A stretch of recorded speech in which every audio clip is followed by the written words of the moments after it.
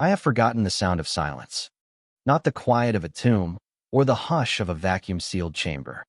True silence, the absence of frequency.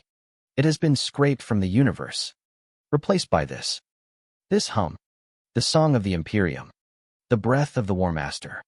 It smells of ozone and polished ceramite, of hot rockcrete and recirculated air, scrubbed of all organic impurity until it tastes only of dust and static. I taste it on my tongue every moment, awake and dreaming. It is the taste of order, of a galaxy plain smooth. They told you the heresy was a fire, a conflagration of betrayal and blood. They were wrong. Or rather, they were telling an older, simpler story. The truth is far colder. The truth is that the heresy was not a fire, but a calcification. And our War Master, the Praetorian of Terra, he did not fight the decay. He preserved it. He built us a perfect, unassailable tomb. And he sealed us inside. My name was Captain Valerius of the Imperial Fists, 4th Company. Now, I am the keeper of the chronomark for the Solis Obscura, the Western Solar Bastion. It is not a title I earned in battle. It is a duty assigned. A cog in the machine. We are all cogs now. My world is a corridor, 112.37 kilometers long. It is 5.2 kilometers wide, and the arched ceiling rises exactly 2 kilometers above the deck. The light is a constant, sterile white, emitted from lumens set into the ribs of the arch, their spacing so precise I could navigate this corridor blind. And I have. In the drills. The walls are not bare plasteel. They are the wall. The single, greatest architectural marvel in human history. It is not one wall, but thousands, layered, interlocking, a honeycomb of kill zones, redoubts, armories, and barracks. It stretches from the orbit of Jupiter in a great, glittering ring, all the way to Terra itself. The Imperial Palace is no longer a palace. It is the citadel, the central keep of this fortress system. Dorn's Redoubt. My duty, every cycle, is to walk my section of the corridor, to inspect the wall panels for microfractures, to listen for the hum. The hum must never change. A change in pitch indicates a structural weakness. A change in timbre suggests an incursion. I have a device, a sonic resonance analyzer, that gives me numerical readouts. But the War Master taught us to trust our senses. The machine can be subverted. The human soul, dedicated to duty, is harder to corrupt. Or so we were told. The rituals define us. They are the mortar between the stones of our lives. The morning affirmation of loyalty, recited not with fervor, but with the precise cadence of a metronome. The noon inventory of arms, where every bolt, every charge pack, is accounted for. The evening litany of fortification, where we speak the names of the walls we have built, as if the words themselves are layers of adamantine. I see the others, my brothers. Once, we were warriors who shook the stars with our passage. We stood shoulder to shoulder on 1,000 worlds, the yellow of our armor a beacon of defiance. Now, our armor is the same, but we are diminished. We move with a stiff, economical grace. Our conversations are data streams of logistical reports and structural integrity forecasts. There is no laughter, no boasts, no tales of past glories. The past is a variable. The future is a siege that has already begun. Only the present, this eternal, fortified now, has any relevance. I remember the day the order came. The day the galaxy stiffened. Horus Lupercal had fallen. We felt the shockwave of it, a psychic tremor that rattled the bones of every legionary. The grief was a physical thing, a shard of ice in our hearts. But with it, for a moment, a terrible, fleeting freedom. The fire of rebellion was lit. The war would be a wild, chaotic, brutal thing. A test of spirit. Then, the Emperor's decree echoed through the warp, carried by astropaths who burned to ash as they spoke the words. The new War Master was to be Rogel Dorn. At first, we cheered. Of course we did. He was our father, the master of defense, the one who would make Terra safe. We did not understand. We did not see the blueprint of our damnation in the set of his jaw, in the cold fire of his resolve. He stood before us, on the holographic dais in the phalanx, And he did not speak of vengeance or of justice. He spoke of perimeter, of containment, of efficiency. The Imperium is a body afflicted with a plague, he said, his voice devoid of the thunder we had heard in Horus's oratory. It was the sound of granite grinding against granite. The emotional response is to cauterize, to amputate.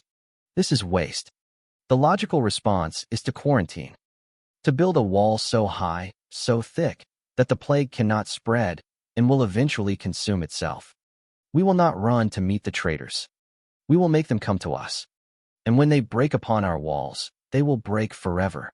It sounded perfect. It sounded safe. The first change was the Lex Imperialis. It was no longer a code of law. It became a blueprint for reality. Under the new fortress edicts, unpredictability became a crime. Improvisation was heresy. A world that could not be integrated into the defensive perimeter was not a loss. It was a calculated excision. We watched, on flickering picked feeds, as systems that had sworn to Horus were not attacked, but bypassed. Isolated. Their astropathic choirs silenced by new, silent sisters of the Astra Telepathica, who wove cages of null energy around entire stars. These systems became dark spots on the star charts. Not conquered, just forgotten. The first bricks in the wall. And then, the changes to the legions. My legion. The Imperial fists were no longer a spear. We became the wall itself. Our recruitment intensified, but it changed. They sought not just warriors, but architects, engineers, logisticians. The psycho-conditioning was refined. The pain glove, once a test of endurance, became a tool of calibration. It did not just test our resolve, it scoured our minds of inefficient thoughts, of fear, of doubt, of the chaotic, messy impulses that make a warrior more than a soldier. I began to dream in blueprints. I would wake with the solutions to geometric problems I had not known I was contemplating. The taste of my nutrient paste became a calculation of its chemical composition. The feel of my armor was no longer a second skin. It was a list of its tensile strengths and ablative properties. This is the horror they do not speak of. Not the horror of mutation, of flesh twisting into impossible shapes, but the horror of the straight line. The horror of the perfect right angle. The slow, inexorable grinding down of the soul into a perfectly shaped, utterly functional brick. The first crack in the wall was not physical. It was a sound. A whisper. I was on my third patrol cycle of the day, my boots clicking a monotonous rhythm on the polished deck. The hum was constant. The ticking of the chronomarkers was a perfect, synchronized heartbeat. And then, for a single, heart-stopping second, I heard it. A melody. It was not a hymn, not a war chant. It was a simple, lilting tune, the kind a human child might hum while alone with their thoughts. It had no place here. It was an irregularity, a flaw in the perfect, sterile soundscape of the redoubt. It was gone as soon as I heard it. The hum reasserted itself. The ticking continued. I stopped dead, my hand going to the bolt gun at my hip. I scanned the corridor. Nothing. Just the endless, repeating pattern of lumens and wall panels, stretching into infinity. I reported it, of course. Deviation from the auditory standard is a Class 3 anomaly. A tech priest of the Mechanicum, his body more a part of the wall than a man, emerged from a service hatch. He scanned the area with bizarre, crystalline instruments. No anomalous acoustic frequencies detected, Captain Valerius, he buzzed, his single organic eye blinking slowly. The resonance is within mandated parameters. Your biosigns, however, show a 0.01% elevation in cortisol. Recommend meditation and a recalibration session in the pain glove. Inefficient emotional responses can lead to perceptual errors. I was sent to the pain glove. It was not a punishment. It was maintenance. The needle slid into my spine, and the current flowed, a river of fire through my neural pathways. It sought out the tangled, illogical knots of the memory, the fear, the surprise, the wonder I had felt at that tiny, beautiful sound. It burned them away. When I emerged, my mind was clean. Plain smooth. The memory of the melody was still there, but it was now just data. An unverified sensory input. A ghost in the machine. But ghosts have a way of returning. The whispers began a week later. Not in the air, but in the data streams. I would be reviewing the daily logistical reports, endless columns of numbers detailing the consumption of adamantium, the production of bolter shells, the power draw from the geothermal taps, and I would see it. A line of text, nestled between the figures, that made no sense. The stone dreams of the quarry. The nail does not regret the hammer. He is building a cage and calling it a crown. They were poetic, illogical, heretical. They spoke of things that had no place in the fortress Imperium. I would blink, and they would be gone, the data stream returning to its pristine, numerical state. I said nothing. To report it would mean another session in the glove. Or worse, a full psyche eval. Inefficient units are not tolerated. They are repurposed. I began to look at my brothers differently. Did their eyes, once burning with the light of the crusade, now look like polished stones? Was the set of their shoulders one of readiness, or of a permanent, structural load-bearing? We were becoming what we built. Immovable. Impenetrable. Soulless. The escalation came from outside. The traitors, frustrated, enraged by our refusal to engage in a war of maneuver, launched their assault. It was not the glorious, chaotic brawl I had once, in my secret heart, imagined. It was a stress test. The World Eaters came first. They did not scream as they hurled themselves at the wall. They were silent, a tide of frothing, chemically enhanced fury, their butcher's nails driving them into a frenzy the wall could not comprehend. And the wall responded. Not with rage, but with geometry. Kill zones activated. Interlocking fields of fire calculated the most efficient paths through their bodies. They were not cut down, they were processed. Reduced to component parts, meat, ceramite, blood. The automated reclamation units swept in afterwards, gathering the organic matter for reprocessing into nutrient paste. It was the most efficient solution. I watched it on the tactical pictures, and I felt nothing. It was a calculation, successfully concluded. Then came the Death Guard. Their resilience was a variable the War Master had not fully accounted for. They did not break. They festered. Their siege engines, living mounds of filth and metal, oozed against our bastions, and their corrosive presence began to degrade the molecular bonds of our plasteel. Alarms blared, a new, discordant sound that was itself an offense. The War Master's response was immediate. He did not send reinforcements. He initiated Protocol Theta 7. From hidden silos within the wall itself, we launched canisters of a specially formulated agent. It was not a poison. It was a stabilizer. A hypercatalytic compound that forced a state of absolute, instant rigor mortis on any organic matter it touched. The Death Guard, and the demonic entities that rode with them, simply stopped. Frozen in place, their bodies becoming as hard and brittle as glass. Then, the sonic emitters activated, and the frozen figures shattered into a fine, inert dust. The wall had rejected an infection. It was clean. It was efficient. It was the most terrifying thing I had ever witnessed. The whispers in the data stream grew louder, more insistent. You are not preserving life. You are cataloging the dead. And then I saw him. Not a whisper. A vision. I was in the deep archives, a cavernous space where the physical copies of the wall's blueprints were stored on crystalline slates. The air was cold and smelled of ozone and old velum. I was retrieving a slate for a structural review when I saw a figure standing at the far end of the aisle, silhouetted against a glowing lumen panel. He was an Imperial fist. But his armor was wrong. It was chipped, scarred, stained with soot and blood. A long, black leather coat was draped over his shoulders, something I had never seen a brother wear. In his hand, he held not a data slate, but a massive, two-handed chain blade, its teeth silent and still. He was looking right at me. And his eyes, they were not the dead, polished stones of my brothers. They were alive with a furious, bitter, human fire. They were eyes that had known doubt and grief and a rage that could shake the foundations of worlds. I knew him. From the old Pict records. Captain Sigismund. But that was impossible.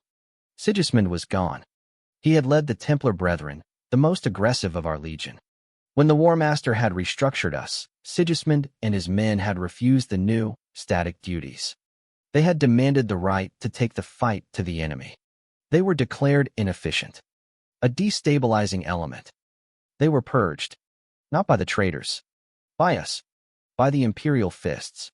It was the first and only siege fought inside the wall. A short, brutal conflict against our own brothers. We called it the pacification of the unruly element. I had helped stack their frozen bodies for reprocessing. Yet he stood there. His gaze was an accusation, a promise. He is building his masterpiece, the vision of Sigismund said, his voice a dry rasp, like a sword being drawn from a stone scabbard. But a fortress that cannot be abandoned is a tomb. The emperor did not want a custodian for his grave. He wanted a son to carry his vision. Then he was gone. The aisle was empty. Only the hum and the ticking remained. But he had left something behind. On the floor, where he had stood, was a single, spent bolter shell. I picked it up. It was warm. And on its brass casing, etched by a knife point, was a single word. Remember. The shell became my secret. My heresy. I kept it hidden in a compartment in my armor, next to my primary heart. Its irregular shape was a constant, painful pressure against the perfect, machine-tolerant surface of my plastron. It was a seed of chaos. I started to remember. The memories were like blood returning to a numbed limb, a painful, shocking, alive feeling. I remembered the smell of rain on alien soil. The taste of cheap amasec after a victory, shared not from calibrated rations, but from a past bottle. The sound of a human, not a servitor, laughing at a joke. The feeling of the phalanx's engines surging into the warp, the thrilling, nauseating lurch of reality itself giving way. The wild, untamed joy of the crusade. The purpose. We were not building a wall. We were building a future. Now, what were we building? A monument. A cenotaph. The War Master was not defending the Emperor's dream. He was embalming it in adamantium and entombing it behind defenses so absolute that nothing, not even hope, could get in or out. The whispers were now a constant companion. They were no longer just in the data streams. They were in the hum. I could hear them if I tilted my head just so, if I let my focus slip from the endless, repeating patterns. The seventh wall has a flaw, one whispered. A hairline fracture in the foundation, where a single tear fell during the pacification. He fears the color red, another hissed. It is the one variable he cannot control. The color of blood, of rage, of a Primarch's dying gaze. I began to seek out the color red. It was difficult. The Imperium's heraldry was now dominated by the stark yellow of the fists and the cold, unyielding gray of the fortifications. But I found it. A fleck of rust on a conduit. A warning stripe on a sealed blast door that had been poorly repainted. The faint, lingering stain on the deck in a forgotten access way. A ghost of a battle long since scrubbed from the official records. The pacification. Each spot of red was like a heartbeat in the sterile corpse of the world. I was falling apart. My efficiency ratings dropped. My patrols took longer. I would find myself standing for hours, just staring at a section of wall, trying to feel it, to see if it dreamed of being something else. A tree. A river. A starship. The temptation was not to betray the War Master. The temptation was far more insidious. It was the temptation to understand. To see the grand design, not as a masterpiece of defense, but as the ultimate expression of a profound, galaxy-shattering despair.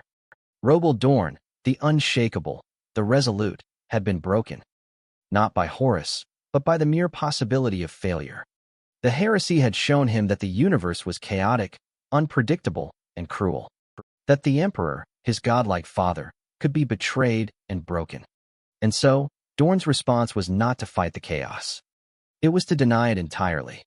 To build a reality so ordered, so rigid, so predictable, that betrayal was impossible because choice was impossible. That failure was impossible because ambition was impossible. He was not the War Master of the Imperium. He was the chief architect of its suicide. A controlled, precise, meticulously planned self-annihilation. I was summoned to the Citadel. The very heart of the redoubt. I expected a tribunal. An end. Instead, I was brought to an observation deck that looked out upon the wall itself. It was a breathtaking, terrifying vista. A man-made ring of steel and stone, eclipsing the stars, its surface crawling with the tiny lights of construction and patrol. And he was there, the War Master, Roble Dorn. He was more and less than a man. He seemed to have grown into his armor, becoming one with the plasteel and ceramite. His face was a mask of weary, absolute certainty.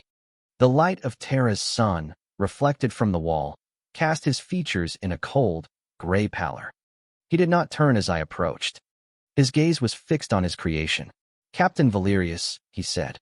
His voice was the hum of the wall given consciousness.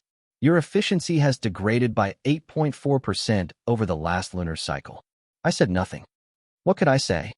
The truth was a flaw. A crack. "The mind is a fortress," he continued, as if reciting an axiom. "Its walls must be maintained. Its gates must be guarded. You have allowed a sentiment to breach your defenses." He finally turned to look at me. His eyes were not the fiery orbs of the vision of Sigismund. They were deep, dry wells, sunk into the bedrock of his skull. I saw no malice there. No anger. Only a profound, terrifying pity. "I have reviewed your service record. You were at the Cerberus insurrection. You held the gate for 17 hours against the flesh-rot horrors of the 5th Legion. You were efficient. You were a perfect instrument of the Emperor's will." "The Emperor," I began, my voice a dry croak. "The Emperor is the citadel," Dorn stated, his voice leaving no room for argument. "He is the heart of the defense. Our duty is to the wall. To preserve the heart, the body must become immutable, static, eternal." He gestured a gauntlet hand towards the star-filled vista, towards the glittering ring of his masterpiece. "They call it the Heresy. They speak of a war. This is a misunderstanding. This is the final and greatest fortification. We are not at war. We are waiting. The traitors will exhaust themselves against our walls. The Xenos will break their teeth on our bulwarks. The warp itself will eventually subside, its energy spent. And we will remain. The Imperium will remain. Purified. Simplified. Perfect." In that moment, I saw it all. His madness was not one of rage, but of logic. A logic so absolute it curved back on itself into a perfect, inescapable circle. He had taken the Emperor's dream of a unified, safe galaxy and had built its coffin. He was the most loyal of all the Primarchs, and his loyalty had killed the future as surely as Horus's betrayal ever could.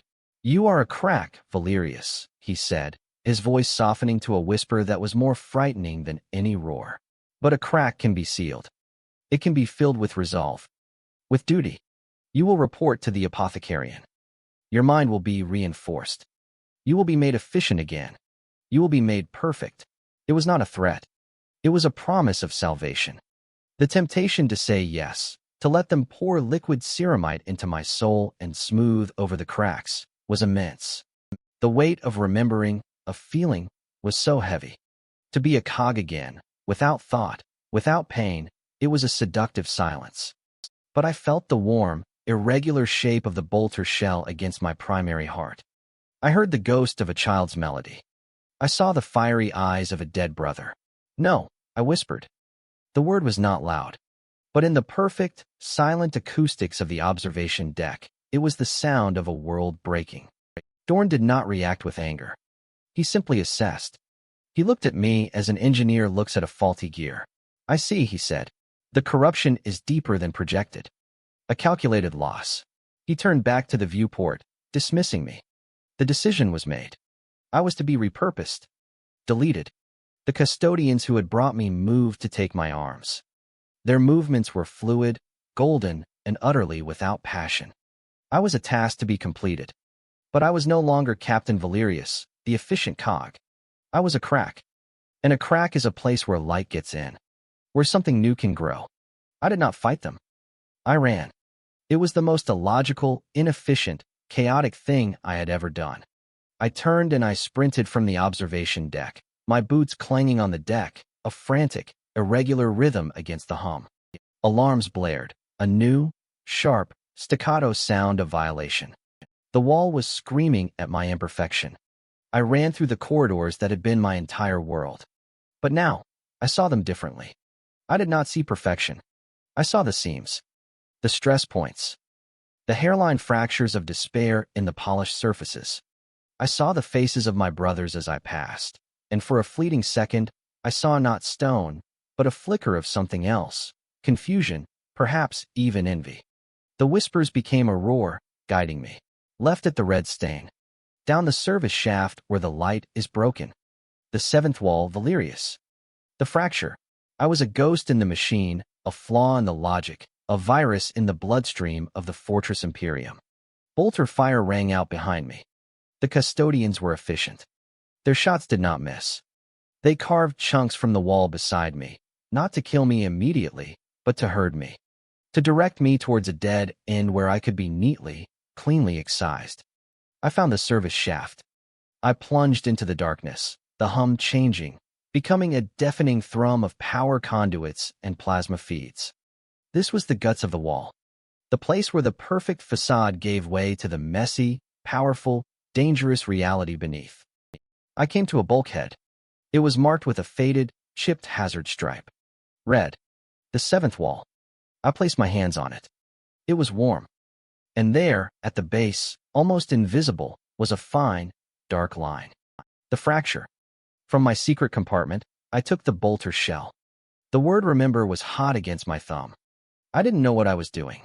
I was acting on instinct, on the memory of a feeling. I pressed the shell into the fracture.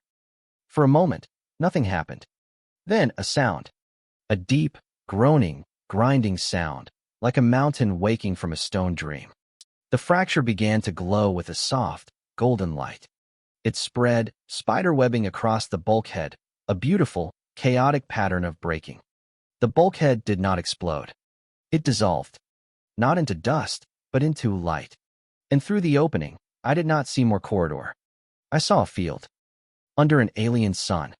I felt a warm wind on my face. I smelled growing things, and rich, wet soil. It was a memory. Not my memory. A memory of the Emperor's dream, trapped in the stone, finally breaking free. I took a step forward. Towards the warmth. The chaos. The life. I glanced back, one last time, at the sterile, humming, ticking world of the War Master. A world of perfect, unassailable order. A masterpiece of despair. I stepped through the crack. And now, I am here. In the between places. In the fractures of his great design. I am not alone. There are others. The whispers have faces. Sigismund's ghost walks here, and others who refuse to become stone. We are the flaw in the fortress. The seed of a future he tried to wall out. We wait. We remember. And we watch the unbreakable, inevitable walls of the War Master, knowing a terrible, beautiful truth that you, out there in the dark, must now carry with you. He built his walls to last for all eternity, and so they shall, long after the last heart has forgotten how to beat.